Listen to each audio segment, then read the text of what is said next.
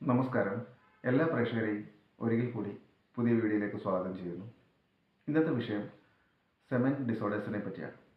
ബീജദോഷവും അതിനുള്ള കാരണങ്ങളൊക്കെയാണ്, ആയുർവേദത്തിലുള്ള ചികിത്സയൊക്കെയാണ് ഇന്നത്തെ വീഡിയോയിലൂടെ ചർച്ച ചെയ്യുന്നത്.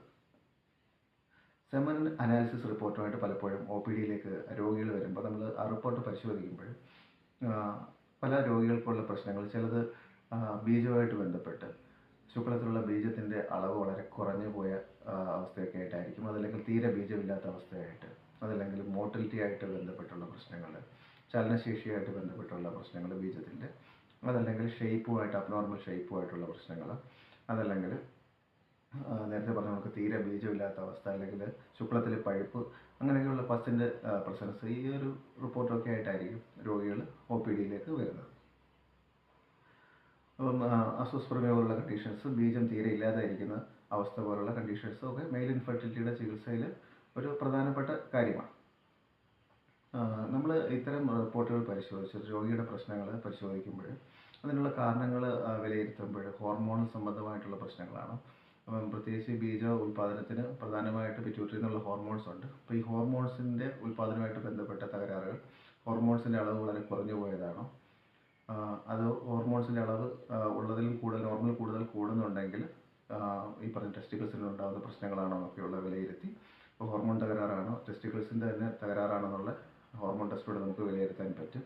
അതേപോലെ തന്നെ ടെസ്റ്റിക്കിൾസിലുണ്ടാകുന്ന മറ്റ് ഇൻഫെക്ഷൻസിൻ്റെ ആഫ്റ്റർ എഫക്റ്റ് ആയിട്ട് മംസ് പോലുള്ളത്, അല്ലെങ്കിൽ അതിന് ശേഷം ഉണ്ടാകുന്ന ഇൻഫ്ലമേഷൻസ്, അത് അല്ലെങ്കിൽ വെരിക്കോസിൽ പോലുള്ള കണ്ടീഷൻസ്, ഇതൊക്കെ സ്പേം പ്രൊഡക്ഷനെ ബാധിക്കുന്നുണ്ടോ എന്നുള്ള ടെസ്റ്റുകളൊക്കെ ചെയ്യേണ്ട ആവശ്യമുണ്ട്. അതോടൊപ്പം തന്നെ ഈ പറഞ്ഞ സെമിനൽ ട്രാക്റ്റിലുണ്ടാകുന്ന ബ്ലോക്കുകൾ, തടസ്സങ്ങൾ, ശുക്ലം സഞ്ചരിക്കുന്ന വഴിയിലുണ്ടാകുന്ന തടസ്സങ്ങൾ, അപ്പം അതും അതേപോലെ തന്നെ സെക്രീഷൻസിൻ്റെ ഉണ്ടാകുന്ന പ്രശ്നങ്ങൾ, പ്രോസ്റ്റേറ്റ് പോലുള്ള ഗ്രന്ഥിക്ക് ഉണ്ടാകുന്ന പ്രശ്നങ്ങളും ഒക്കെ ഇതിൽ ഒരു ചികിത്സാ സമയത്ത് വിലയിരുത്തേണ്ട പ്രധാന കാര്യങ്ങളാണ്. ഹോർമോൺ പ്രശ്നങ്ങൾ, അതല്ലെങ്കിൽ ഈ പറഞ്ഞ ടെസ്റ്റിക്കൽസ് പ്രൊഡക്ഷനുമായിട്ട് ബന്ധപ്പെട്ട്, അതല്ലെങ്കിൽ ബ്ലോക്കേജ്, സ്ട്രക്ചറൽ അബ്നോർമാലിറ്റീസ്, അതേപോലെ തന്നെ ലൈഫ് സ്റ്റൈൽ, ഇതിലും പ്രധാനമാണ് ലൈഫ് സ്റ്റൈൽ, പ്രത്യേകിച്ച് ഒബേസിറ്റി പോലുള്ള കണ്ടീഷൻസ്, അമിതമായിട്ട് പുകവലി, അമിതമായിട്ട് മദ്യപാനം, ഇങ്ങനെയുള്ള പ്രശ്നങ്ങളുള്ള ആൾക്കാരിലൊക്കെ ഈ പറഞ്ഞ ഇൻഫെർട്ടിലിറ്റിക്ക് സാധ്യത വളരെ കൂടുതലാണ്. ന്യൂട്രീഷൻ ഡെഫിഷ്യൻസി, ഇതൊക്കെ വിലയിരുത്തിയതിന് ശേഷം, അതേപോലെ തന്നെ ഇൻഫെക്ഷൻസ് എന്തെങ്കിലും ഉണ്ടോ, സെക്ഷുവലി ട്രാൻസ്മിറ്റഡ് ഡിസീസുമായിട്ട് ബന്ധപ്പെട്ട് അങ്ങനെ എന്തെങ്കിലും പ്രശ്നങ്ങളുണ്ടോ എന്നൊക്കെ ഉള്ളത് വിലയിരുത്തി അതിന് ഈ ഓരോ കാരണങ്ങൾക്കും വേണ്ടിയുള്ള പ്രത്യേക ചികിത്സകൾ വിദഗ്ധരായ ഡോക്ടേഴ്സ് ആയുർവേദത്തിൽ ചികിത്സിക്കുന്നുണ്ട്. ഈ പറഞ്ഞ നേരത്തെ പറഞ്ഞ പ്രശ്നങ്ങളെല്ലാം അഡ്രസ്സ് ചെയ്തുകൊണ്ട്. അപ്പോൾ ഇങ്ങനെ ഓരോ കാര്യങ്ങളും വിദഗ്ധമായി വിലയിരുത്തി ഉള്ള ചികിത്സകൾ മെയിൽ ഇൻഫെർട്ടിലിറ്റിയിൽ, പ്രത്യേകിച്ച് ഈ പറഞ്ഞ അസോസ്പെർമിയ പോലുള്ള കണ്ടീഷൻസിലും, അതേപോലെ തന്നെ സെമൻ ഡിസോർഡേഴ്സുമായിട്ട് ബന്ധപ്പെട്ടുള്ള ചികിത്സകൾ ആയുർവേദത്തിൽ ചെയ്തു വരുന്നുണ്ട്. ഈ ഒരു അറിവിലേക്കാണ് ഇന്ന് വീഡിയോ ചെയ്തത്. നന്ദി, നമസ്കാരം.